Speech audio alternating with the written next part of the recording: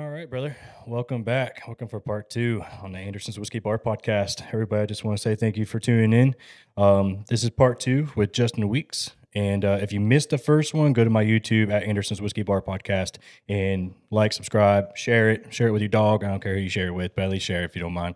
The first one was really good. The second one's about to get even better. So I agree. last time we kind of just went off of the business and stuff like that, but I kind of want to dig into your mind about entrepreneurship and stuff like that because you did it for 9 years, and I just want to kind of like dig into like what was your thought process, what did you most fail at, and at what part did you feel like you succeeded the most at, and where did it lead to where you're at now, and how Yeah, did it make you better? sure.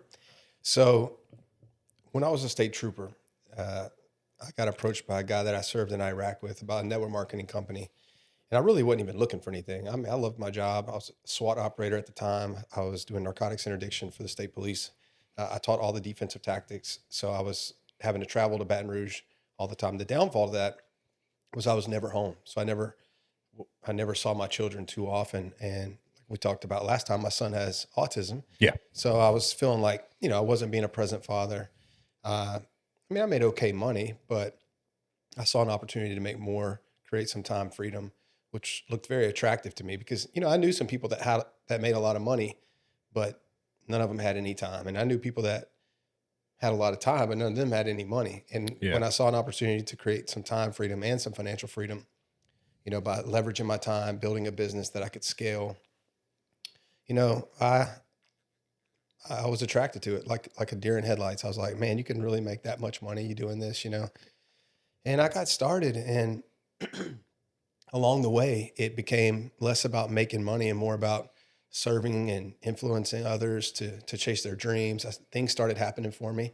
So in about a year's time, I was making part time with my entrepreneur business what I was making full time as a state trooper, and working probably 3 to 5 hours a week on this business. So on June 5th of 2014, which was my oldest daughter's eighth birthday, I made the decision to walk away from the state police. So I quit my job, came home. That's one of her birthday presents. And it wasn't no time, dude. I was making part time twice what I was making full time as a state trooper. And I loved, of course, the my dreamer opened up. I saw where, I mean, you could potentially make a lot more money building a business than you could trading hours for dollars. And so I fell in love with entrepreneurship and personal development. That made a huge impact in my business. So I didn't know anything about personal development, about mindset, any of that stuff, other than just being in the military, law enforcement, Yeah. discipline, that type of thing. But I started studying, people that were successful and learning about, you know, thinking positively and influencing others. And it started changing who I was. I had a very, I wouldn't say negative mindset, but, being a combat veteran, we lost 32 guys in my unit when I was in Baghdad. Uh, I struggled with some things, and then being in law enforcement, and the type of things we see. So Yep. I had a lot of darkness in my mind, and getting around positive people who are building something and growing and influencing others. And it added some positivity into my life that was much needed at the time, which was also attractive. I started reading books uh, about mindset and growth and leadership, which ultimately influenced who I was. And I started attracting different things into my life. Tyson said something on your last episode that was quite profound. He said, "You attract who you are." Yes. And I don't know if big props to Tyson, because that's a very profound statement, and it's absolutely true. And as you grow and become more, the people who don't grow with you become far less attractive. And you start hanging around different people, and you start attracting those type of people into your life. And, typically you're going to be the average of the five people that you hang around the most, Yeah. So uh, I can guess someone's bank account by just taking the five people that hang around the most, adding those, you know, annual incomes up and dividing it by five. And that's typically what that person's going to make.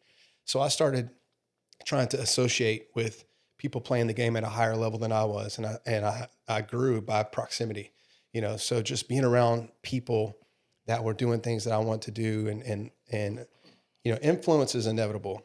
If you hang around five idiots, you're going to become an idiot. Yep. If you hang around 5 alcoholics, you're going to become alcoholic. If you hang around 5 guys who are, millionaires, you're going to become a millionaire. It's the rule of sixth, right?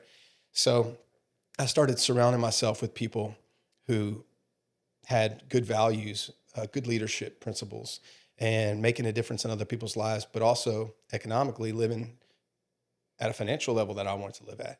And I started becoming more, which allowed me to add more value to the marketplace, which attracted more wealth into my life. And I started doing quite well. I had some $30,000 months, which I wasn't used to being a state trooper. I made, one week, I remember I made $17,000 in a week, and I was like, That's and crazy. this is nuts, Yeah. So it was a learning lesson because, one of my virtual mentors, Jim Rohn, says, if you get handed $1 million, you better become a millionaire quick or you're going to lose the money, because your income and your personal development level can't stay too far apart from each other for an extended amount of time. So just like if somebody wins the lottery, it's going to quickly come back right down to where they are, Yeah, because they're used to spending all their money and stuff like that, or not yeah, having it. you're not used to that type of wealth, so you Yeah. don't know how to handle it. And that's what happened to me. So it actually became a downfall to me. I was buying a car every 6 months. I remember I bought a Mercedes car, and then about 6 months later, I bought an Audi A7, and then I was like, oh, this is cool. And then I went and bought a BMW 550 M Sport, and then it wasn't maybe 3-4 months later, I bought a brand new. I was at the dealership. I had just got my wife at the time a new Escalade, and I was over there getting it serviced, and I'm sitting on the showroom floor, and there's a Cadillac CTSV, brand new. Yeah. This was in 2016. And I'm like, man, how long would it take to write that up? They're like, oh, about 45 minutes. I'm like, all right, I want it. I'm just spending money, dude. Like, Right. and I just was so financially illiterate at the time that I was spending it just as fast as I was making it. And man, if I could go back now, because I made 7 figures in that company cumulatively, I wish I could go back because there were so many things I would change. Yeah. Even from a character standpoint, I had a lot to learn. My ego was blowing up because I had some success in that company. I was speaking on stage at events. So after people were wanting to come take pictures with me, and my eyes started wandering, and I started just becoming somebody that wasn't good, Yeah. Made some really poor decisions throughout that time of my life. Ultimately cost me my marriage. So, I learned a lot through that journey of entrepreneurship. Yeah. I would say way more positive than negative, because my wife today, I know you know how happy I am. Yeah, absolutely. I have the most amazing wife, and dude, You have a beautiful family. she's my best friend. And so to say I regret those things would be contradictory, because I wouldn't trade anything about my life today, Yeah. not one thing. And every step along that journey got me to where I am today. Yeah. So I don't necessarily regret anything, because there are lessons, and we grow from those lessons. We grow from hard times. Yes. That's why I say struggle, especially for a man, is important. It builds us to who we are. So, I would say this, in success, whether it be having a job, like I said I don't know, maybe on the one that we didn't record. One of the best definitions of success comes from a man named Earl Nightingale, who wrote The Strangest Secret. He says, success is the progressive realization of a worthy ideal. Meaning, if you want to be a police officer and you're a police officer, then you're successful, because that's what you want to do, right? Yeah. If a lady wants to become a teacher and she's a teacher and she's the best at that job that she can be, then she's successful. So I don't believe success necessarily has to do with money and being rich, right? It's being the best version of who you want to be. But I will say this, when it comes to success, that working on yourself is more important than working on whatever it is that you're doing. Because like Tyson said, you attract who you are. You also attract success. So success isn't something that you pursue. It's something that you attract by who you become. So when you're working a job, when you're building a business, whatever you're doing in life, you need to be asking yourself, who am I becoming? Not what am I getting from this job, but who am I becoming as a Right. part of this job? Who am I surrounding myself with? What am I learning? How am I growing?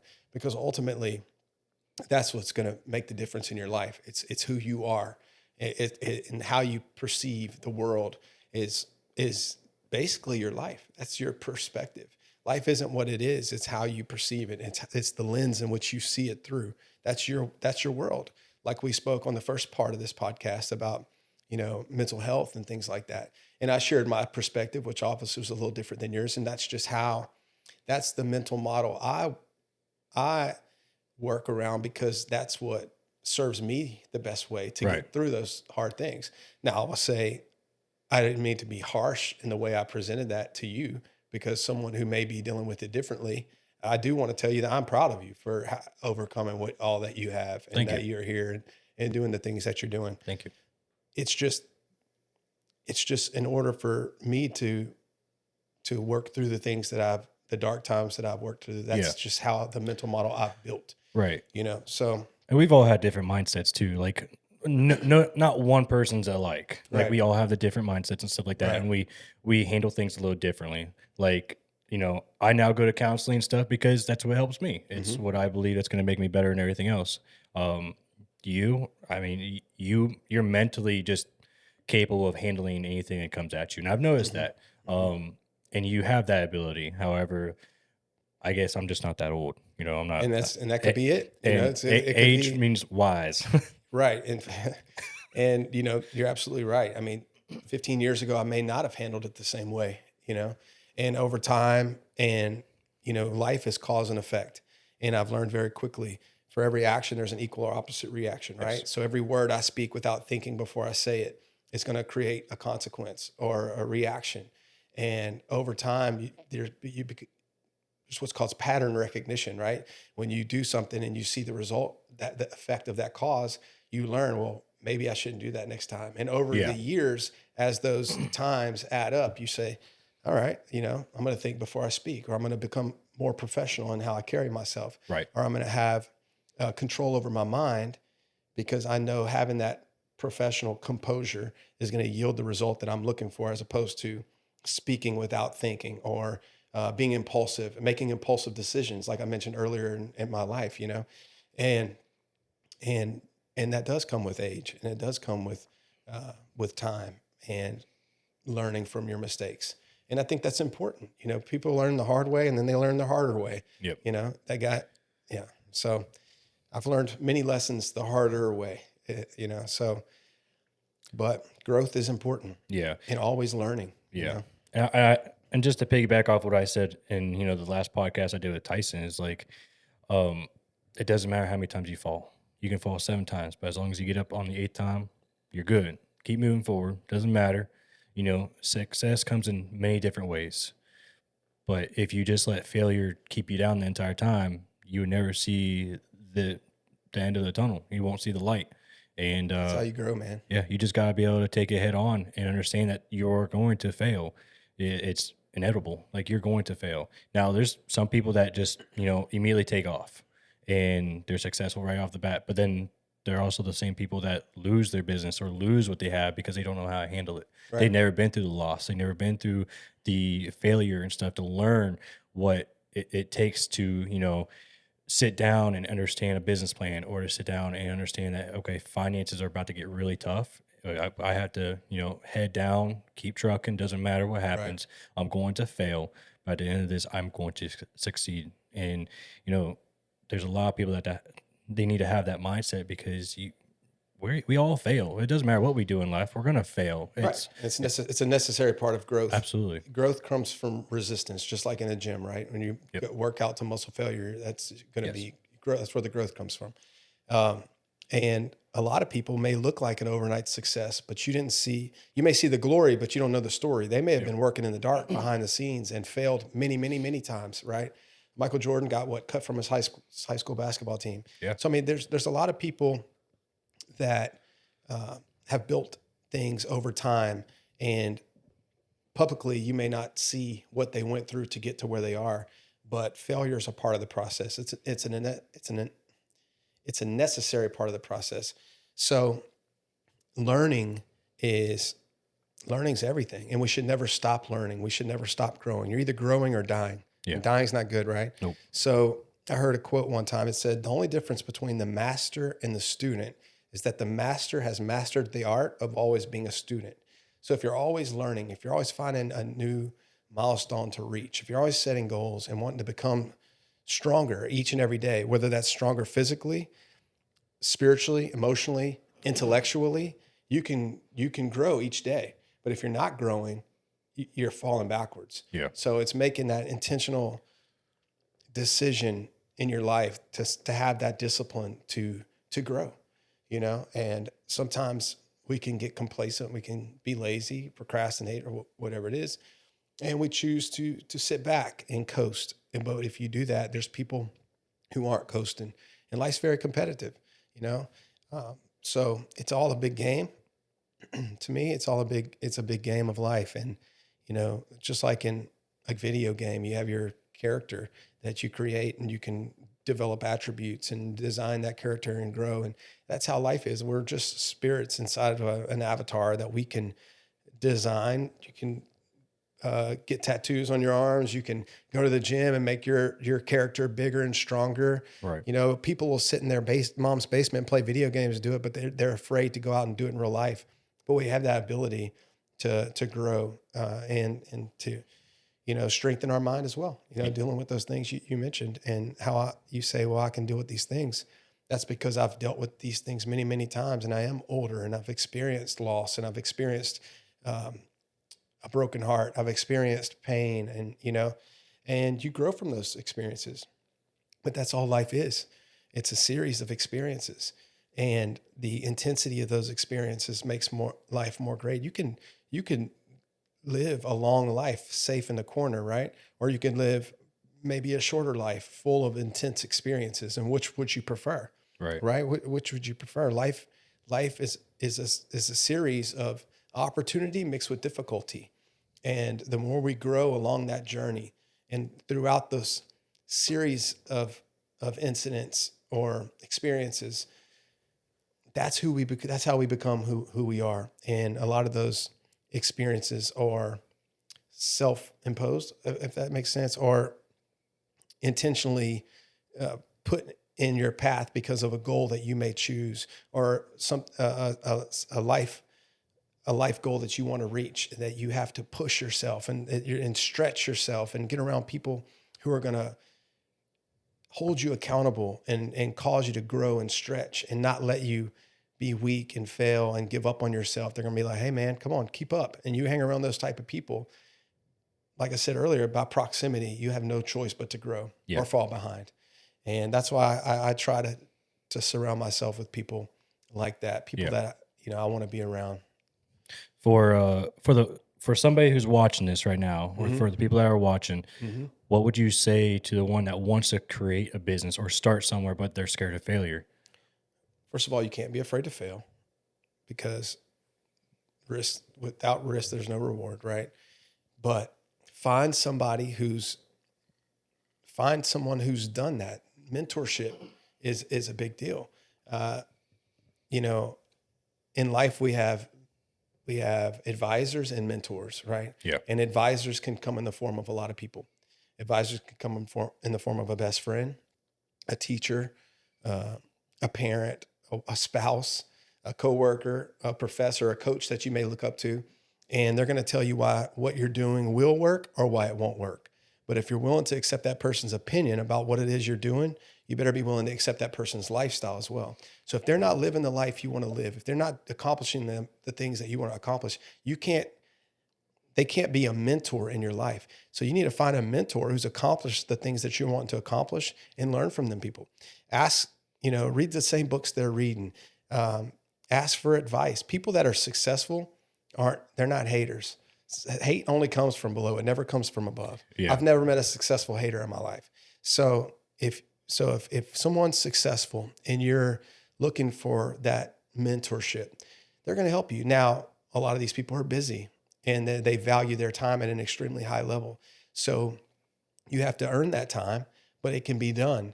And when you learn to think like they think, that's when you get the results And when you find the reasons, like I spoke about in part one, about the why and the board and Yeah. the fire, the reasons will always come before the results. So when you figure out why it is you want to have the success that they have, whatever that looks like to you, and the reasons are strong enough, you'll go through the necessary steps and the necessary failure. The vision that you have for that future will pull you through the struggles and the failures. So if you have clarity of vision, like the Bible says, without vision, people perish, right? That's the scripture, right? So you have to have a very clear, definite purpose, a clear vision on what it is you want to accomplish, and find the people who have accomplished it, and basically just do what they did. The only difference between you and them is time, Yeah. and then the effort they put into it, and the work, the Yeah. hard work. Yeah. I mean, hard work pays off, they say. Hard work pays off. And you can't be lenient with it. You have to be willing to, again, fail. You have to be willing to learn. Mm-hmm. A lot of people are not willing to learn. Right. They want that instant success. Just like you told me, it's like, hey, don't expect this to immediately become, worldwide viral or anything. It's like, it's going to take time. And it definitely opened up my eyes. And a lot of people think that they're going to get the instant gratification and something that they're going to do, like whether it's going to go clean trash cans or go pressure wash driveways or homes or whatever the case may Yeah. be. It's like Yeah, a we lot live of in a people. microwave society. People want instant gratification. Like I said to you, I think it was last time, but you can't plant a garden and then eat from it the next day. Right. Right. You can't get pregnant on Friday and expect to have a baby on Monday. Things that are valuable do take time. You got to have a gut burning desire to make it happen. You got to be coachable. Like I said, find a mentor who's doing it. You got to be willing to work. And the fourth one is you got to give it enough time. Things take time to develop and grow. You take time to develop and grow. Remember, become a millionaire, and the money will chase you down. It's not getting $1 million. It's becoming a millionaire, Yeah. or becoming whatever it is you're wanting to become. And that takes time to become that person. Yeah. Yeah. Success is just some of small efforts, it just repeated day in, day out. My question is to you, who inspires you the most? Oh gosh. Because I know you follow a lot of good people and Yeah. a lot of people that are up there, not only in being successful, Mhm. but with the families and stuff like that. Who inspires you the most? Man, honestly, I don't really I can't really say. I follow a lot of people. I take certain things from some people. There may be, something I take from someone and something I take from another person. And ultimately, I think the person who inspires me the most is the version of myself that I could be. Yeah.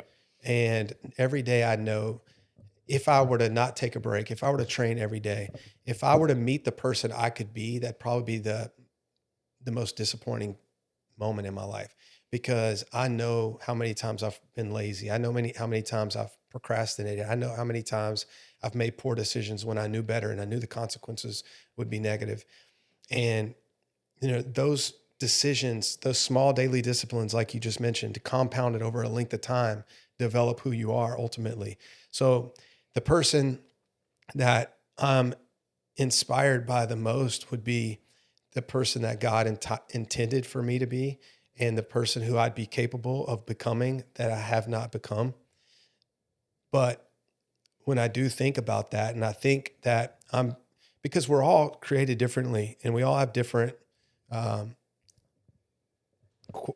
qualities and characteristics and Right. genetics and dispositions, that genetic faculties, or we're all designed differently, in my opinion, to an extent. Yeah. So I don't compare myself to other people necessarily. I think comparison is the root of the thief of joy, Yeah. because they're not you. So I tend not to compare myself to other people. So the person that I compete with is the person who I know in my heart that I'm capable of becoming, that I have not become. Right. So if I were to train every day, if I were to read every day, if I were to, just become better, like I mentioned earlier, every single day, who would that person be? Yeah. Right. And that's, to me, where I have to have that introspection, and when I do that, whether it's after a day, whether it's after a week, whether it's after a month or a year, what I'll do is I'll look at that day and I think three things to myself. I like, I wish, and I wonder. I like that this happened. I always like to have a positive mindset. And I've learned that throughout time. That's just a better perspective on life. I like that I did this. I'm proud of myself for accomplishing this, right? I wish I would have done this. That's that area that I may have lacked in, like, Yeah. man, I wish I'd have done those 100 push-ups I said I was going to do yesterday. Right. I wonder what would happen. So it's, I like, I wish, I wonder. I like that I did this. I wish I'd have done this. I wonder what would have happened had I done this, because then you open yourself up to that creative mindset. Like, hey, what would this look like had I accomplished this? Had I stuck to this? Or what about this idea? What about, innovation? We have that ability to innovate and to create. That's one of the needs, a human need, is just to be able to create things. Like creating this, dude, you created this from nothing. That's Absolutely. quite substantial, right? So it's like an after action review, right, from the military, but on a daily basis or a weekly basis or a monthly basis. Michael Jordan had never had two bad games in a row. If he scored less than 20 points in a game, the next game he scored more than 40 points, right? So you just don't have two bad weeks in a row. Don't have two bad days in a row. If you have a bad day, ask yourself, reflect on that, analyze it, and say, like a professional, say, what could I have done to make this day better? Where did I fall short? How could I have been, what would the best version of me, how would he have approached that day? How would he have attacked that day? Yeah. And then, so that's who I compare myself to me. That's it, and, yeah. So I always know I'm capable of being better. And I think that self-improvement and personal development is a never ending process. Yeah. And we have to be that way. Yeah. I do want to say, like you mentioned, like we have bad days and stuff. You see it different than I do. However, I believe in, we may have bad moments, but we don't have bad days. We all have the bad moments, Yeah. Sure. And now again, you're not wrong. People do have some bad days, but I believe that it's more of bad moments. Yeah. Because a lot of people say you wake up to your alarm and you get mad because your alarm woke you up. Mm-hmm. Well, you set that alarm. Right. So you already set yourself up for failure when you wake up because you set that alarm. Right. But at the end of the day, it's like that alarm woke you up because you set that alarm for a reason, for a purpose. Yeah. You because can't let it ruin your whole day. Exactly. Yeah, So like sure. you just gotta continue moving forward. Yeah. agree Okay. with that. My bad. I set up my alarm at 6 o'clock. I was like, now I'm mad because I woke up at 6 o'clock and I gotta be at work at 7 or whatever the case may be. But Well, some of us actually have to go to work at 5. But you, Mr. Special over here, still at 7. I'm very thankful for Lieutenant allowing me to come in at 7:30 because I'll be honest, like the VA right now is kind of just messing me up with the sleep app machine, stuff like that. You a hard time, buddy. Yeah, but I understand, and I do agree with that. Yeah. Just because you have a bad moment, you can't let it ruin your whole day. Yeah, and a lot of people let that comes from, like I said earlier, having control over your own mind, right? Having the ability to overcome and compartmentalize your thoughts to say, hey, this is a moment. I'm, seeing it for what it is, and it's my fault, my responsibility, and move on. Yeah. What would you tell your 10-year-old self back then of what to expect in life today? What to expect? That life's a series of experiences, like I said earlier, that it's going to be opportunity mixed with difficulty, and that to work harder on himself than he does on any job, because working on yourself will make you a fortune. Working on your job will make you a living, and that, grow every day. Find someone that to learn from. Yeah. Someone who's wise, and surround yourself with people who have the same values you do, or who are playing the game at a higher level. A lot of the things I've already said in this podcast, but those are things that I would go back and tell myself at a much younger age, because it took me until the age I was of 30 before I was even introduced to personal development, before I was introduced to learning to see life the way I see it today. And man, not just from a financial not just being financially educated, but being, like I said earlier, just spiritually better and emotionally stronger. And, you know, how important our physical health is. A strong body is a strong mind to stay in shape, because, man, I'm not going to be ugly about someone who may not be in shape, but I respect someone who's in better shape than I do naturally. And I don't mean to do this, but when I see someone who's in great physical shape, like a Mitch Sawyer, for instance, I That immediately, man's a tank. but I immediately have a sense of respect for that person, because I know the discipline it takes to Yeah. be in that type of physical shape. So I know that person has self-discipline. I know they have control over what they put in their mouth, or what they do on a daily basis. So I have this innate sense of immediate respect for someone that I see. So knowing that, you know, knowing that at 10 years old, it's hard to process a lot of the things, because it does take failure. So I don't know that I would change anything about my life's experiences, because those struggles, and even though, see, it's not the knowledge that gets us. It's the trial and error. It's the cause and effect. It's the experiences we have. Because if knowledge, I mean, do we have every bit of knowledge we can have? You Yeah. can Google, how do you get in shape? Oh, do fucking push-ups. You know, it's like, Yeah. come on. I mean, like it's not the knowledge that we're lacking. It's the applied knowledge. You know, they talk about knowledge is power. And I understand that is true to an extent, but it's applied knowledge. A lot of us know what to do, we just don't do it. Yeah. And it's asking yourself, why aren't you doing the things that you know you're supposed to do? And that's the disconnect that most people have. It's like, I know I need to do push-ups, well, why aren't you doing them? Well, and then just Make excuses. Yeah. So when you can connect those two dots, that here's what I know I'm supposed to do.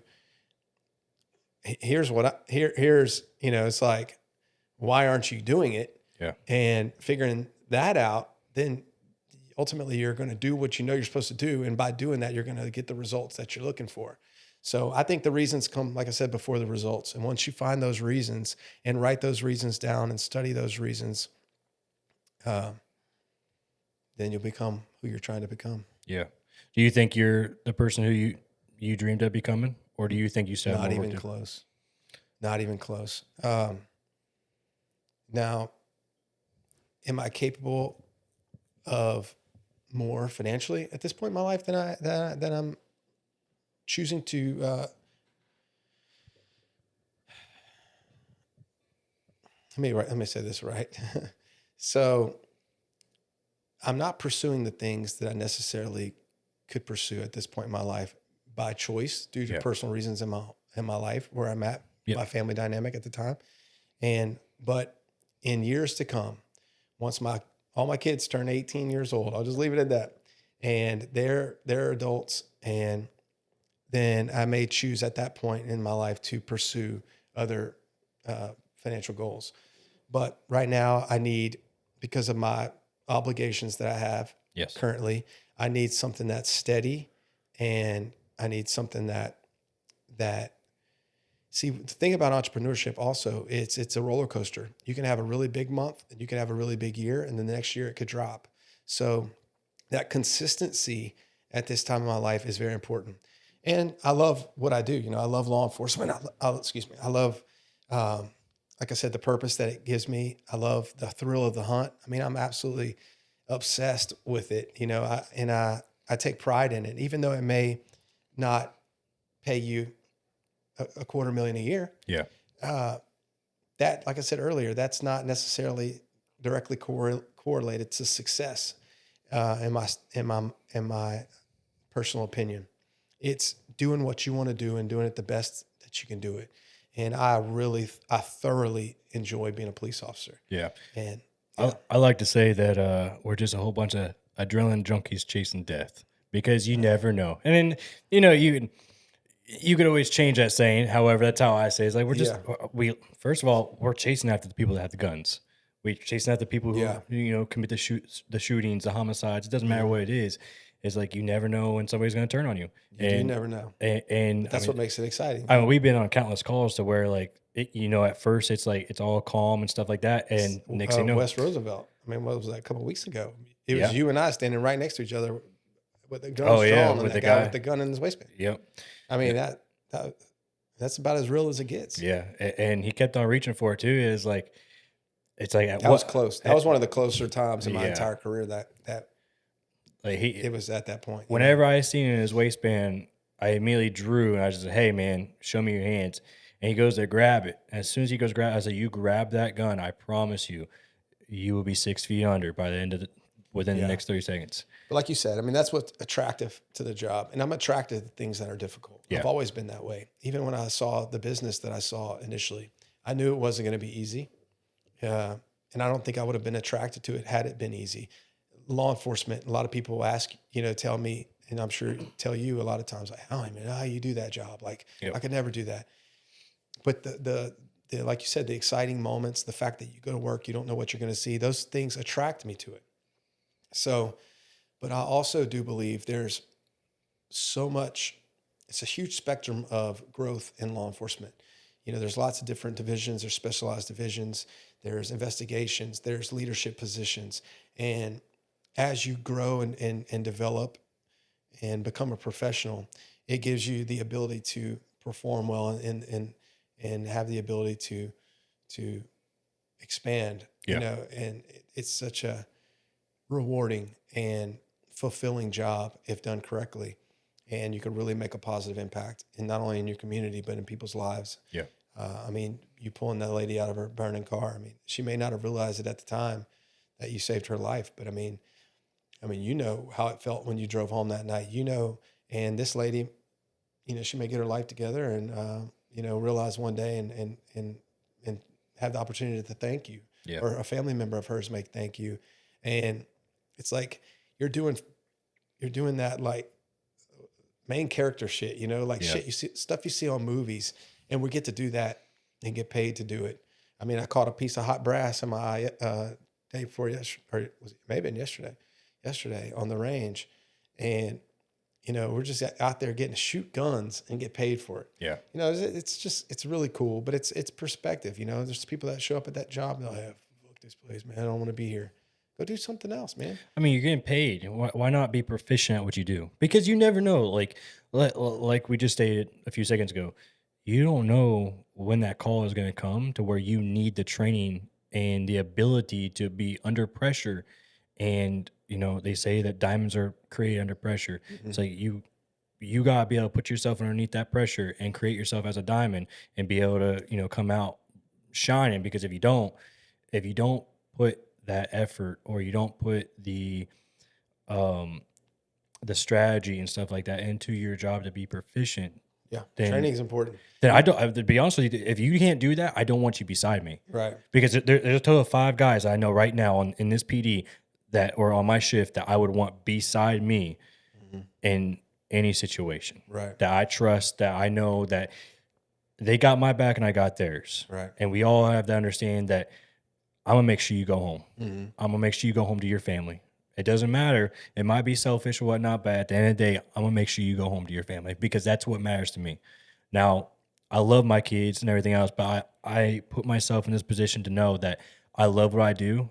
You and I both fought for our country. We both enjoyed what we did in the service stuff, and we have that mentality of, okay, we now know that what we're putting ourselves into is like, it can cost our lives. Mm-hmm. And I want to make sure that not only you, but the 4 other people that I have, and go home safely. Right. Because that's what matters to me. And to your previous point, you're never going to be in a position, in a high pressure life and death situation, that you're not going to think, well, I've already trained too much for this situation.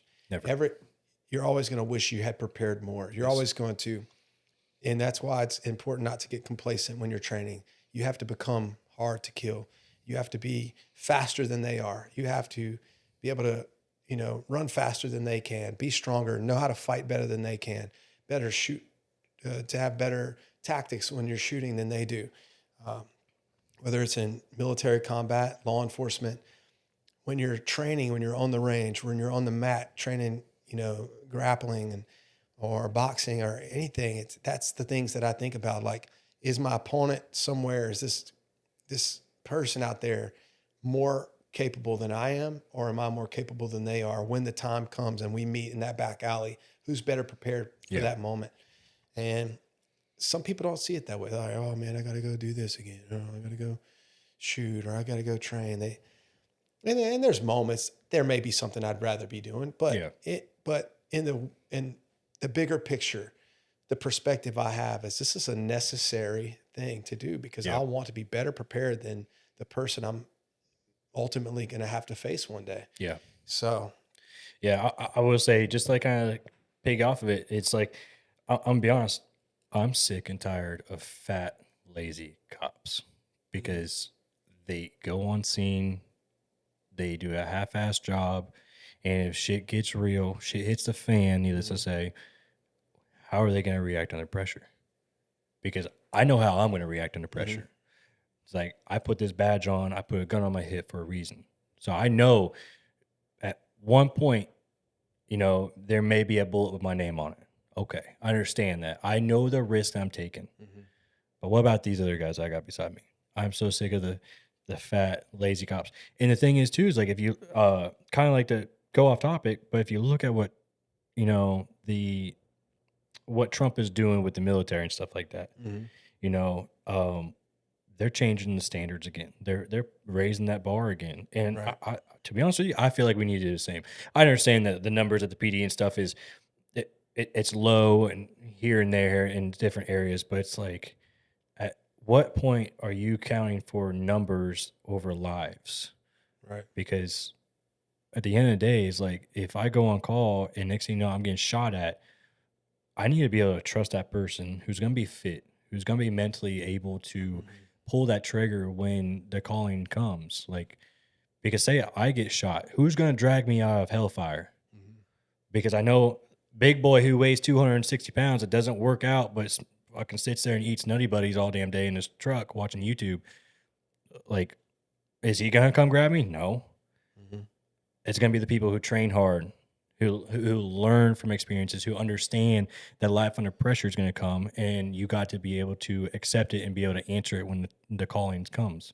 Right. And so, like, it's one of them things that we lower our standards, and I think that's what gets some of these cops killed, is because not only do we lack in that ability to be self-disciplined and non-complacent, but it's like, All we can control is our own personal standards. yeah, And I think by setting a higher standard for ourselves and having that personal accountability will inspire those around you to do the same. And if it doesn't, and they choose to have lower personal standards, I do agree. If you're going to be a frontline soldier in the police department and be out there and you have partners depending on you to yeah, perform at that level, that you should hold yourself to a higher standard and be capable of protecting and defending your partners in the community. And I think that if you're not prepared to do that and not physically of doing that, that you should have some have some introspection, like I said earlier, and and change. If that's what you want to do. Now there are different people in different you know positions that are still police officers that may not be that frontline soldier and may not be as necessary for them to be in peak physical condition. But I think if you are choosing to be in that, put yourself in that position where it's necessary and possible for you to be in a combative situation to protect yourself or someone else, that you should hold yourself to a higher standard yeah, and be accountable for that.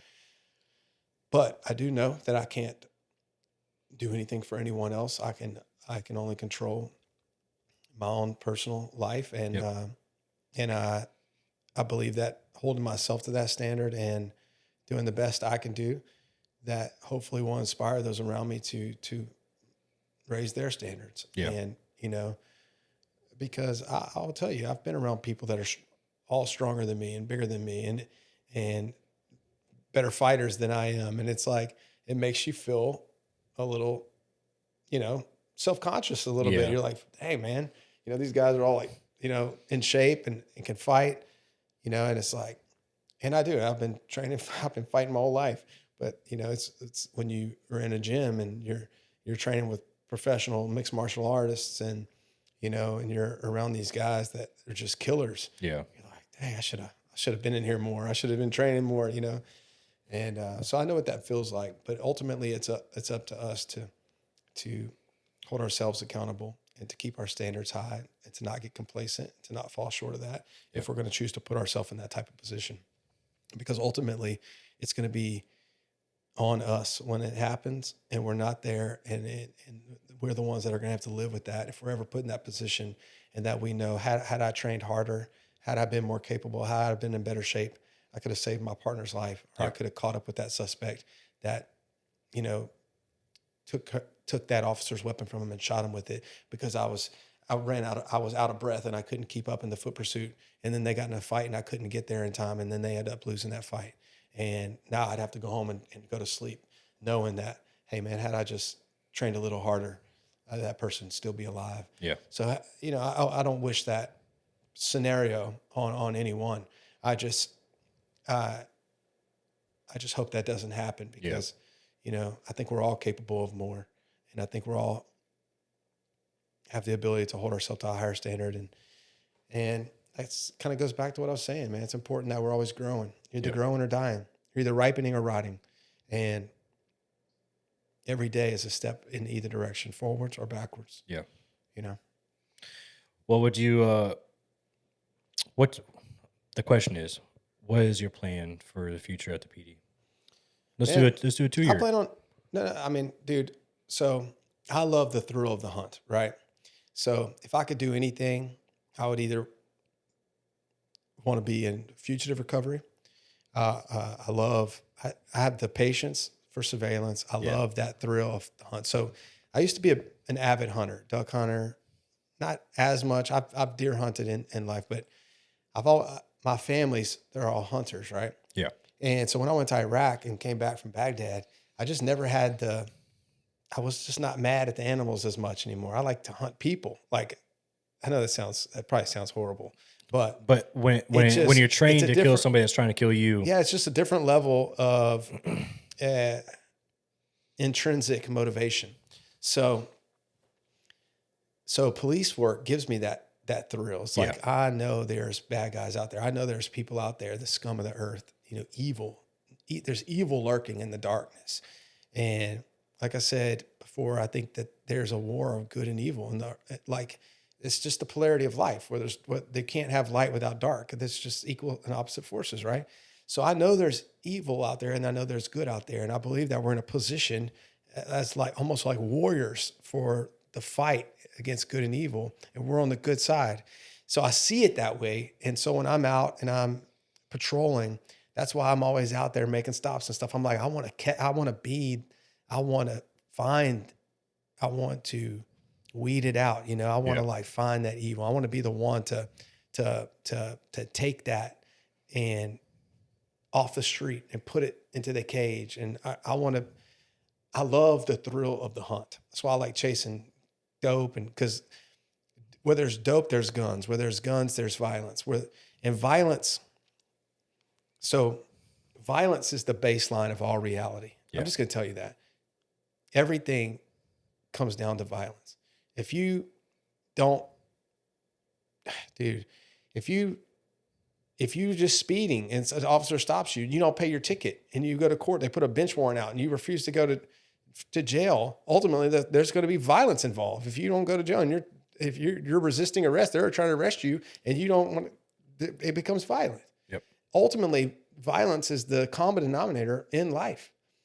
And I understand that. And it's like, I'm going way off point here. So fugitive recovery, because I love the hunt. And when there's a warrant out for somebody, then they're a bad guy and they're supposed to be in jail and they're not in jail. So if I could find them, that would probably be the coolest thing I could do.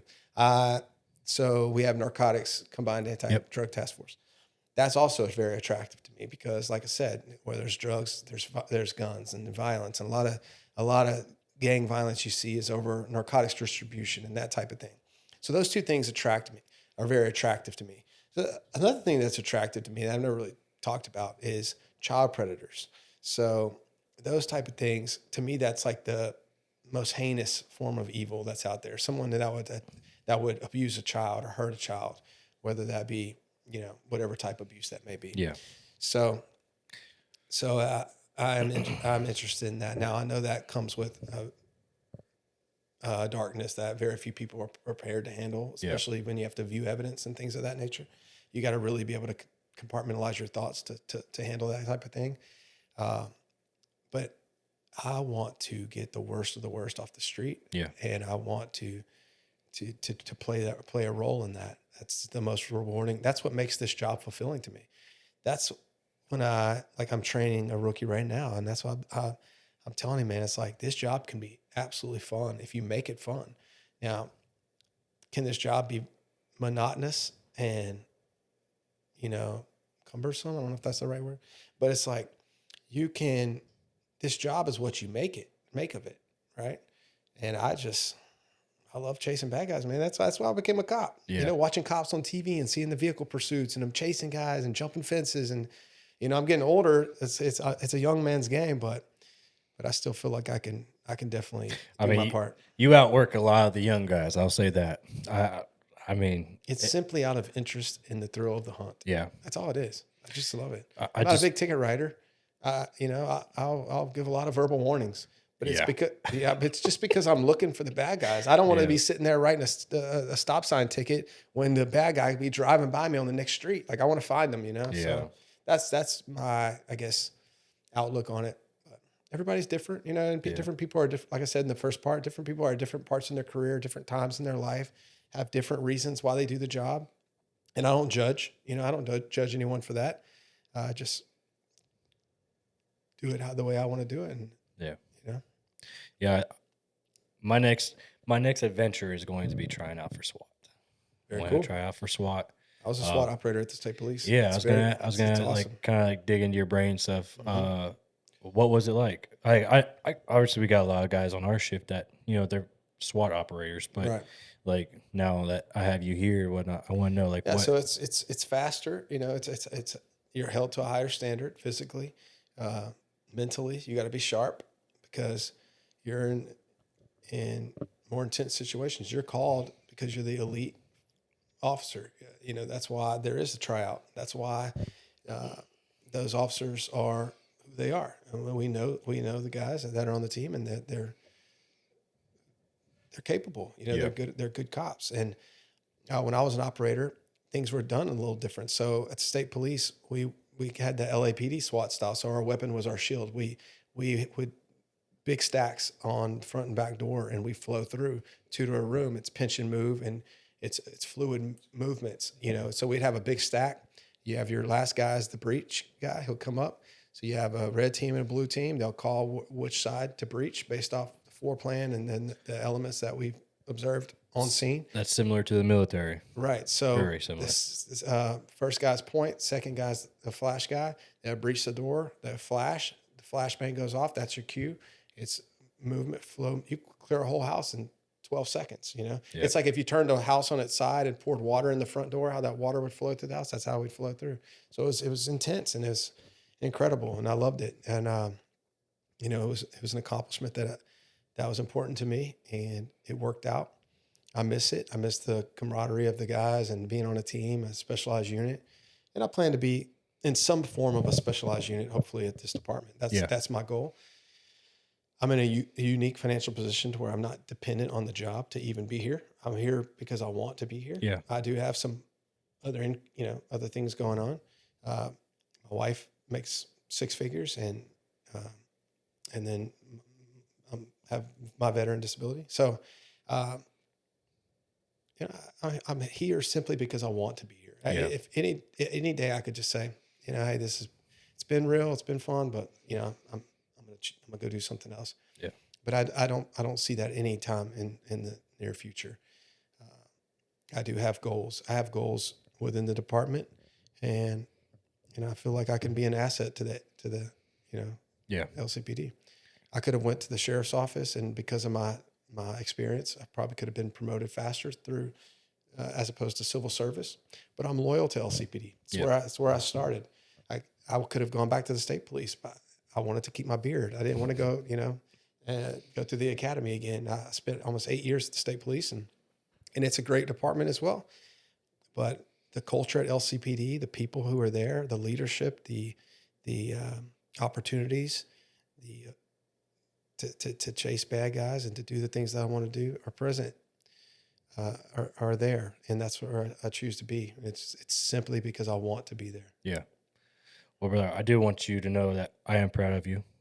I appreciate I it. look up to you a lot, not only as a friend, but as a brother. You are very successful, and you have a lot of good talent. You're very smart, very educated, aware of not only your appearance, but aware of, who you are as a person.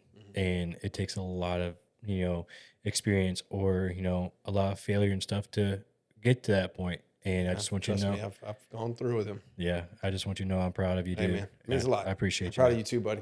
And So- I enjoy working with you, Yeah. and I think that you have some more potential than most. And I think as you grow and develop as an officer, I mean, you got so many fucking awesome attributes of a police officer. I mean, you're one of the best out there when you're in cop mode and you're getting it. And I think as you get older and wiser, and learn to think before you speak, and as you I grow knew it up, was coming. as you grow up, I say that with love, Absolutely. because I mean Absolutely. you're a good guy. I mean, obviously, Thank I you. mean anybody that's watched this can see your heart and know that you're a good person. And I think that you have tremendous potential, and I think you're going to be one of the best officers that we've had at the department.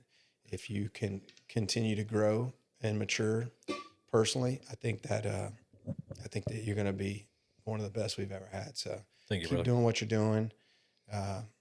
Yeah, man, just keep growing spiritually, and mentally and emotionally, and keep working on whatever you're working on to get to where you want to be.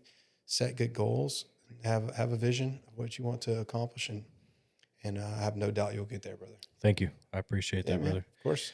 Um, I drank less of my whiskey this time because on the first episode I was yeah. quite impaired, and I watched it back and I was like, yeah, I could have done a lot better than that. But I think I was on an empty stomach. Yeah. I drank a lot of Jameson, but hopefully we added some value to your audience tonight. Yeah. And I appreciate you having me back on. Absolutely, brother. To end this and whatnot, do you have a quote that sticks to you that you can possibly share with the people in the audience? So I mentioned it earlier, and I'll say it again. I think it's probably the most impactful quote that I've heard, as far as whether it be business or life or a job, is to work harder on yourself than you do on your job. Working on your job will make you a living, but working on yourself will make you a fortune. And if it's not even necessarily about making money, just every aspect of your life will change if you change. If you want things to be better, you have to be better. If you want things to improve, you have to improve. Don't ask yourself, why is this so hard? Just ask yourself, why isn't this better? Don't ask yourself, why is that so expensive? Ask yourself, why can't you afford it? Yeah. It's who we are that makes all the difference. And like Tyson said, you attract who you are, right? You become what you think about. And this mind is so powerful. We'll password protect our phones, but we don't even protect our mind. You have to stand guard at the door of your mind and be very careful what you let in it, what you're watching, what you're reading, who you're associating with, the people who influence you. Influence is inevitable. You can't get away from it. So if you're surrounding yourself with people that are poor influence in your life, you're going to it is what is inevitable that you're going to be influenced by those people subconsciously. So don't wish it was easier, wish you were better, and just grow every single day. That's what I'll leave you with. Appreciate that, brother. Yeah, man. To everybody who's watching, I just want you to know that I love you. I appreciate you. If you can, like and subscribe, share this with family members, friends, your dog, your cat, your fish. I'm going down the cat in the hat. Um, I just want to say thank you guys for tuning in and Cheers. check out Justin. And brother, I appreciate you, brother. You're welcome, brother. My cheers to you, man. Cheers, man. Love you, bro. Love you, man.